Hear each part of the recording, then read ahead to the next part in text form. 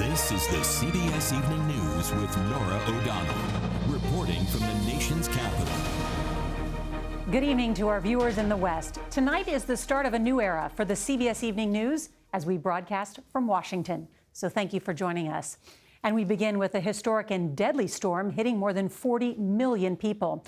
The dangerous nor'easter is delivering a final blast of snow, ice, and rain, creating chaos on the roads right now from Philadelphia to New York City and across New England.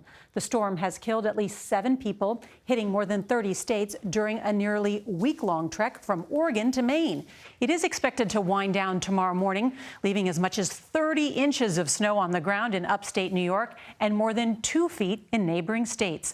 Don Dahler leads off our coverage tonight in northern Massachusetts. And Don, it looks like it's really coming down there. Yeah, it really is. And if you are on these roads, it might be seen as a beautiful beginning to the winter season, even though technically we're still in the fall. Problem is, this massive storm has made travel for millions of Americans difficult and in some places downright deadly. An army of snowplows was called into action from Tennessee to Maine, charged with clearing America's roads and highways of the ice and snow that has already pummeled the Midwest. This is extraordinary. After snarling Thanksgiving holiday travel, the storm dumped over a foot of snow on parts of the East Coast. Saratoga County in upstate New York was buried under 20 inches, with more expected overnight. Such crazy heavy snow, wow. It is really crazy. Drivers discovered their cars were no match for slippery roadways. Some states lowered speed limits and banned tractor trailers. Real ice, you've seen a lot of accidents, people in the ditches. More than 740 accidents were reported in New York State alone, where the governor called up 300 members of the National Guard to help with snow removal, the most deployed in 5 years. We're deploying our assets as we can best determine by those forecasts. And the forecast doesn't appear to be getting any better. Already, the roar of snowblowers can be heard in almost every town and neighborhood. Yeah, y'all better run, because I'm about to tag you. In at least 9 states, parents are coming up with creative ways to deal with their kids because of school closures, delays, and early dismissals. As the deadly storm crept from west to east, it left snow and flood damage in its wake. You can see how the water's just running through the desert here. An Arizona community is in mourning for 3 children swept away when the family's truck got stuck crossing a creek. 2 bodies have been recovered. Rescuers and an army of volunteers are continuing to search the muddy brush along the creek for any sign of the 3rd child, a 6-year-old Willa Rawlings, who was last seen wearing jeans and a purple jacket. The West Coast is bracing for even more storms and potential mudslides. Now, here in the Northeast, some areas are looking at an additional 10 to 20 inches overnight before it's all said and done, with the big cities of New York, Philadelphia, and Boston looking at possibly 3 to 9 inches. Norah. All right, Don, thank you. And that weather that Don mentioned is making it a travel nightmare. More than 5,000 flights were delayed today and more than 750 canceled nationwide. Chris Van Cleve is at one of the airports with the longest delays, New Jersey's Newark International. As the snow started coming down at one of the nation's busiest airports, delays and cancellations started piling up. Some flights at Newark Airport waited more than 3 hours to take off today. Parents traveling with small children were struggling to deal with the change in plans. I have a limited amount of diapers in my bag, so if we have to stay here a long time, I don't know what I'll do. United's Jeff Rydell. Just be patient. We'll get you to your final destination. It may take a little bit longer. The storm pummeling the Northeast also slowed traffic at New York's LaGuardia Airport, Philadelphia International, and Boston Logan. Over 14,000 flights were delayed in the last 48 hours, 1,700 others canceled. One traveler described a frightening landing in Boston. We were just circling around, and you couldn't see anything at all until you got way down. Heavy rains and winds in the Bay Area pushed delays to nearly 4 hours at San Francisco's airport. Looks like one of the inflatable slides. And an extraordinary sight outside of Boston yesterday when an evacuation slide fell off a Delta plane and into someone's backyard. Flights here were about 94% full at the start of the day, so reaccommodating passengers on those canceled flights could take a day or 2, but the airlines say they hope to operate something resembling a normal schedule tomorrow. Norah? Sounds like a tough day of travel, Chris. Thank you.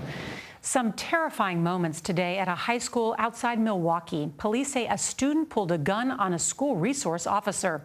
Dean Reynolds reports on why officers are being praised for reacting so quickly. A school voicemail to parents was calm but hit like a thunderclap. Today at approximately 10 a.m. we went into a lockdown. It's unclear what motivated a 17-year-old student to bring a firearm to his school, whether to shoot someone or simply to terrorize. But the effect was sadly familiar. This woman came to the school looking for her daughter. I just want to give her a hug and just tell her I love her. Just hold her. Students ran for their lives. Was scared for my life because I didn't know where he was. He was in a classroom and a classmate reported he had a gun. Moments later, a school resource officer tried to empty the classroom as reinforcements arrived. Other officers from the Waukesha Police Department and Waukesha Sheriff responded to the school and began dialogue with the suspect in an attempt to de-escalate the situation. The suspect removed the handgun from his waistband and pointed it at the officers. 22 shots fired, shots fired. Copy, shots fired. An officer was forced to discharge his firearm, striking the suspect. Waukesha Mayor Sean Riley. I just am very thankful that we're in a situation where only one person was injured and that we aren't in a situation that could have been much, much worse. Now, adding to the jitters here, a second student from another high school across town was taken into custody today after reports that he, too, was seen carrying a firearm. But so far, officials say no firearm has been recovered from his school. Norah? All right, Dean, thank you. We've got some breaking news tonight. Former President Jimmy Carter is back in the hospital. He is being treated for an infection. He was released from the hospital less than a week ago following surgery to relieve pressure on his brain caused by a recent fall. Carter is now 95 years old, and he is America's longest living president. President Trump is wheels down in London tonight for a summit with NATO leaders. But even as he prepares to sit down with allies and meet with the Queen, his fight back home with Democrats over impeachment rages on. Nancy Cordes reports tonight from the Capitol. It's an absolute disgrace. Before departing for London and while in the air, President Trump railed against the impeachment process, which enters a new phase this week. Look at the words of the Ukrainian president that he just issued, and you know it's a hoax. In a new interview, President Zelensky does tell Time magazine that he never discussed a quid pro quo with President Trump. But he also criticizes Mr. Trump's decision to withhold military aid this summer. At the same time, U.S. officials were pressuring Ukraine to investigate a Democrat, Joe Biden. You have to understand we're at war, Zelensky said. If you're our strategic partner, then you can't go blocking anything for us. I think that's just about fairness. Begin the testimony. This week, just as it did during the Clinton proceedings in 1998, the House Judiciary Committee will hold a hearing to examine historical precedents for impeaching a president. White House lawyers have been invited to participate in Wednesday's hearing, but rejected the offer Sunday, calling the process a sham. The committee will come to order. Tonight, the House Intelligence Committee is putting the finishing touches on its findings after interviews and hearings with 17 witnesses. In a preemptive strike, the Republicans on that committee released their own report today, insisting there is still no direct first-hand evidence that President Trump pressured his Ukrainian counterpart. Tonight, the House Judiciary Committee has released the names of the 4 constitutional law experts who will testify on Wednesday. 2 of them, Norah, have been through this before. They testified during President Clinton's impeachment proceedings 21 years ago. All right, Nancy, thank you. Tonight, federal investigators are on the scene of a deadly plane crash in South Dakota. Members of 4 generations of the same family were killed over the weekend. The Hansen family was returning home to Idaho when their small plane went down just after takeoff from Chamberlain. 9 people died, including 2 children and the pilot. 3 others survived and remain in the hospital. Now to that royal scandal in Britain. TV viewers tonight saw a dramatic interview with Prince Andrew's accuser. Virginia Giuffre called on the public to stand with her against sex trafficking. Charlie D'Agata on what could be more damaging news for the prince. He knows what happened. I know what happened. And there's only one of us telling the truth, and I know that's me. That truth, as Virginia Giuffre tells it in her first interview on British soil, is that she was forced to have sex with Prince Andrew when she was 17 years old. It was taped before Prince Andrew went public in that widely criticized interview where he strenuously denied all allegations. I have no recollection of ever meeting this lady. None whatsoever. But Giuffre says the prince had sex with her on 3 occasions. She was brought to London by convicted pedophile Jeffrey Epstein, where she was instructed to dance with Prince Andrew at a nightclub. I mean, it was horrible, and this guy was sweating all over me. Like, his sweat was like, it was raining. I have a peculiar medical condition, which is that I don't sweat, or I didn't sweat at the time. And then Giuffre described what happened next at a townhouse after the club. It didn't last very long, the whole entire procedure. It was disgusting. He wasn't mean or anything, but he got up and he said thanks and walked out, and I sat there in bed just horrified and ashamed. It was a wicked time in my life. It was a really scary time in my life. I had just been abused by a member of a royal family. It is a scandal that refuses to go away and one that has shaken the royal family to the core. In the wake of the crisis, Norah, the decision has been made for Prince Andrew to step away from all public duties for the foreseeable future. All right, Charlie, thank you. New flu numbers from the CDC have health officials concerned. There are high levels of infection across 7 southern states and Puerto Rico. Nationwide, it's the highest rate of infection at this point in the season in a decade. Officials caution that it's still early, but it's not too late to get vaccinated. There is still much more ahead on tonight's CBS Evening News. Cyber Monday sales could hit a record, but there's something you need to know if you bought a smart TV. Plus, the worst cities for porch pirates and how you can stop them. Later, the business plan that has 2 Army veterans bringing hope to a country torn apart by war.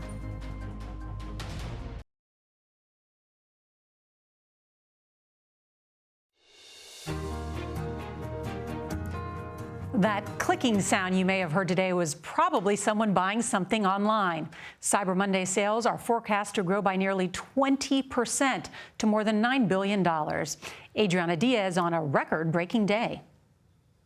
I definitely love online a lot more. Kelly McColgan is one of millions of consumers bypassing brick and mortars to find bargains at her fingertips. You can do it in your pajamas. You can do it from the comfort of your home. You can really take your time. You're not rushing. Not getting mauled down by the crowds. According to Adobe Analytics, online spending for the holiday season is on track to hit nearly $144 billion. Cyber Monday shoppers are being enticed with the biggest discounts on toys, computers, and TVs. But buyers beware. The FBI warned this weekend that smart TVs with built-in cameras can be a gateway to hackers using your internet connection. The solution: update privacy settings and tape over the TV camera. Consumers are expected to spend $14 billion more using their phones compared to last year. All these purchases have led to a surge in deliveries. Today, millions of packages will be leaving Amazon fulfillment centers like this one in Robbinsville, New Jersey, and the online giant will have 50,000 trucks on the roads. But the sheer volume has had some side effects, from delivery trucks causing parking problems to package pileups on city streets. Amazon's Dave Clark says they're merely trying to keep up with customer demand. We're expecting another record-breaking holiday season, and Santa's Workshop's ready to go again. So we're excited about it. These boxes have piled up at UPS for delivery here in New York. UPS expects to move more than 32 million packages a day between Thanksgiving and Christmas. But Norah, don't give up on brick and mortar stores just yet. The Saturday before Christmas is expected to be the biggest shopping day of the year, both in store and online. Good. I haven't started mine yet. Thank you, Adriana. Coming up, 'tis the season for porch pirates, where the problem is worst and how you can avoid getting grinched.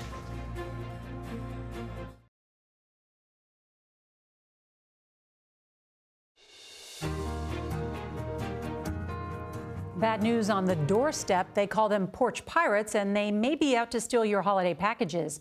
A study by the security company Safewise says the top 3 metro areas expecting a spike in package thefts this holiday season are Salt Lake City, the San Francisco Bay Area, and Chicago. Safewise recommends installing cameras and smart doorbells. It's beginning to look a lot like Christmas at the White House, where First Lady Melania Trump has decked the halls in a patriotic theme she calls the Spirit of America. Mrs. Trump unveiled the decorations in a video she released on Twitter. Among the highlights, a gingerbread White House weighing in at 385 pounds. Now that's sweet. Up next, why 2 Army vets returned to Afghanistan, not in combat boots, but with flip-flops. If you can't watch the CBS Evening News, you can listen. Subscribe wherever you get your podcasts. Sponsored by Oral-B.